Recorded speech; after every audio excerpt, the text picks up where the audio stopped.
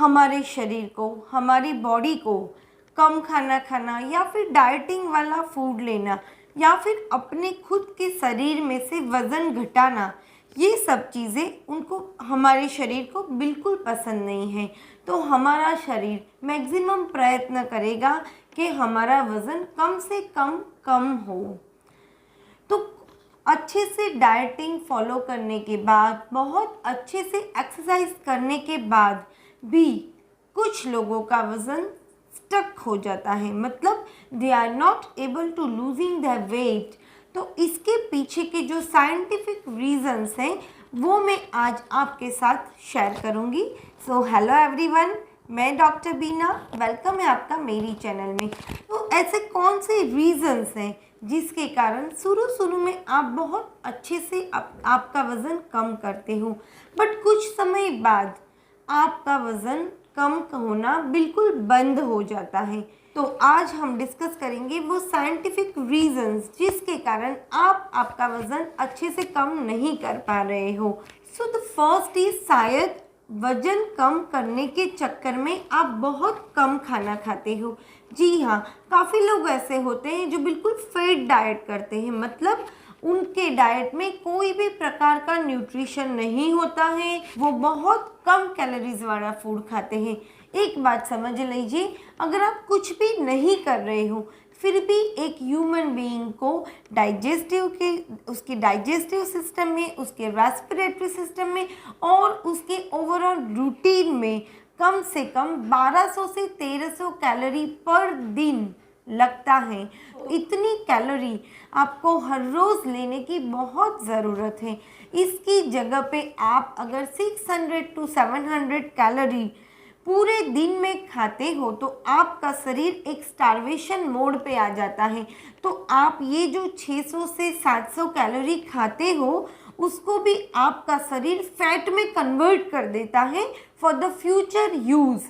ये एक human tendency है, तो इसको बहुत अच्छे से समझ लीजिए और आपके शरीर को उसकी डेली क्रिया करने के लिए जो 1200 से 1300 कैलोरी की ज़रूरत है, एटलीस्ट मिनिमम उतनी कैलोरी खाना आपके लिए बहुत ज़रूरी है।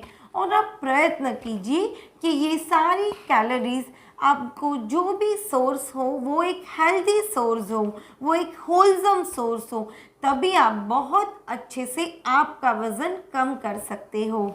शायद आप कोई एक पूरा फूड ग्रुप आपके डाइट में से निकाल दिए हो, क्योंकि आज के समय में मैं अगर देखूं तो हर जगह बोलते हैं कि कार्ब बंद कर दीजिए। इसके पहले के समय में ऐसा था कि फैट बिल्कुल नहीं लेना है, फैट से बहुत वज़न बढ़ता है। बट आप ही सोचिए, जब आप आपके शरीर में कार्बोहाइड्रेट्स लेना बिल्कुल बंद कर देते हो तो कभी कभी ऐसा होता है कि वो आदमी चक्कर खा के गिर जाता है। जी हाँ, हमारे शरीर को कार्बोहाइड्रेट्स, प्रोटीन्स, फैट, इन सब का बहुत ज़रूरी है। इसी प्रकार से हमें सभी प्रकार के विटामिन्स, मिनरल्स और डाइटरी फाइबर्स की भी उतनी ही ज़रूरत है। हम कोई भी फूड ग्रुप को हमारे डाइट में से बिल्कुल एक्सक्लूड नहीं कर सकते हैं। ये वेट लॉस करने का बिल्कुल गलत तरीका है। इससे अच्छा है कि आप आपके रेगुलर डाइट में 50% कार्बोहाइड्रेट, 30% प्रोटीन और 20% फैट, बट इन सब का सोर्स एक हेल्दी और होलसम होना चाहिए, वो डाइट आप इंक्लूड कीजिए, तभी आप आपका कंप्लीट, परमानेंट और सस्टेनेबल वेट लॉस कर सकोगे। अगर आप आपके खाने में से कार्बोहाइड्रेट ग्रुप को बिल्कुल निकाल दोगे तो ये वेट लॉस आपका टेम्पररी होगा, क्योंकि कोई भी आदमी, स्पेशली अगर मैं इंडियंस की बात करूं, तो हम पूरी ज़िंदगी रोटी या चावल जो हमारा सफल फूड है उसके बिना सरवाइव नहीं कर सकते हैं।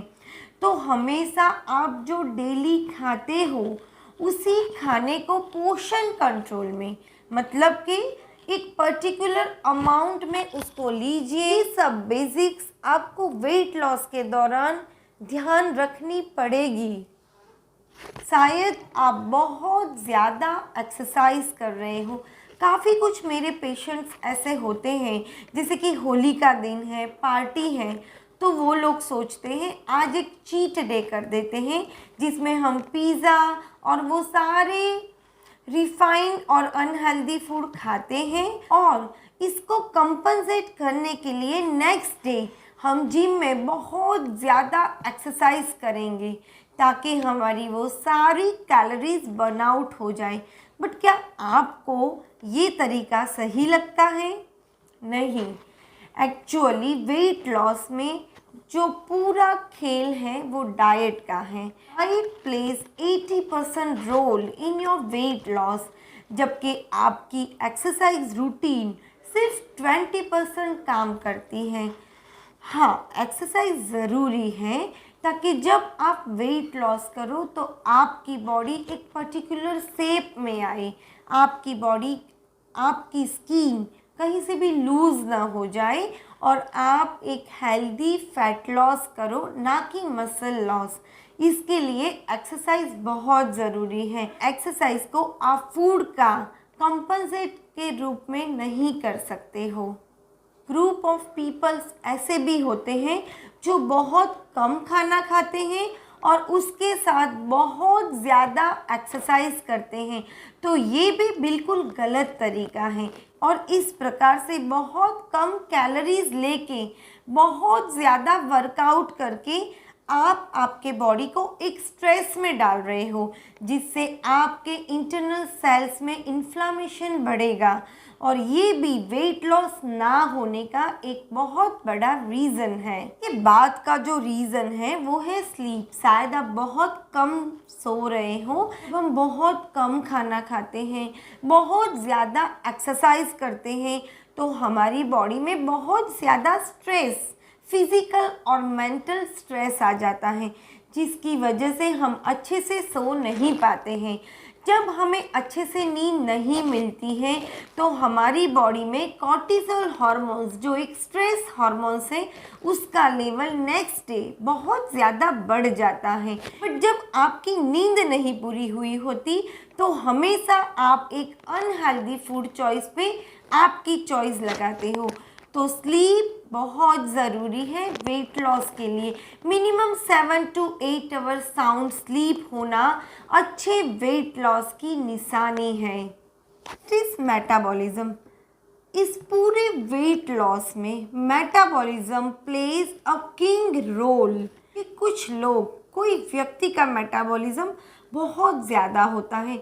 हम काफ़ी बार सुनते हैं कि ये आदमी सब प्रकार के खाने खाता है बट फिर भी उसको वेट गेन नहीं होता है, जबकि एक कोई व्यक्ति ऐसे भी आते हैं जो हमें बोलते हैं कि हम हवा खा के भी मोटे हो सकते हैं। तो इन दोनों में अगर कुछ डिफ्रेंशिएट है तो वो है मेटाबॉलिज्म का। किस आपका मेटाबॉलिज्म हाई होता है तो आपकी बॉडी का जो फ्यूल बर्निंग, मतलब भी कि जो कैलोरी बर्निंग प्रोसेस होता है वो नेचुरली हाई होता है। इसकी वजह से आप कितना भी खाओ आपकी कैलोरी हाई मेटाबॉलिज्म के लिए अच्छे से बर्न हो जाती है, जबकि दूसरे आदमी में शायद उसके लिए कभी कभी कोई मेडिकल कंडीशंस जैसे कि थायराइड, डायबिटीज़, पीसीओएस या कोई हार्मोनल कंप्लेन भी होती है। अदरवाइज इसके सिवाय भी नॉर्मल व्यक्ति का भी मेटाबॉलिज्म कम हो सकता है, जिसके कारण वो बहुत कम खाता है, वो बहुत अच्छे से एक्सरसाइज करता है, फिर भी उनका वेट कहीं ना कहीं स्टक हो जाता है। सो गाइज, यहाँ पे मैंने आपके साथ वो सारे साइंटिफिकली प्रूवन रीजंस जिसके कारण आपका वेट लॉस नहीं हो रहा है वो डिटेल में डिस्कस किया है। इस कारण को आज से ही सॉल्व करने का ट्राई कीजिए और आपकी वेट लॉस की जर्नी कंटिन्यू कीजिए। वेट लॉस करना बिल्कुल मुश्किल नहीं है। हाँ, आपको थोड़ा टाइम देना पड़ेगा, आपको आपकी बॉडी को अच्छे से समझना पड़ेगा, उसके बाद ही आपको आपकी वेट लॉस स्टार्ट करनी रहेगी। अगर आपको आज का मेरा ये सेशन हेल्पफुल और इन्फॉर्मेटिव लगा हो तो इसको लाइक और शेयर ज़रूर कीजिए, और हेल्थ टिप्स में अपडेट रहने के लिए मेरी चैनल को सब्सक्राइब कीजिए। Thank you.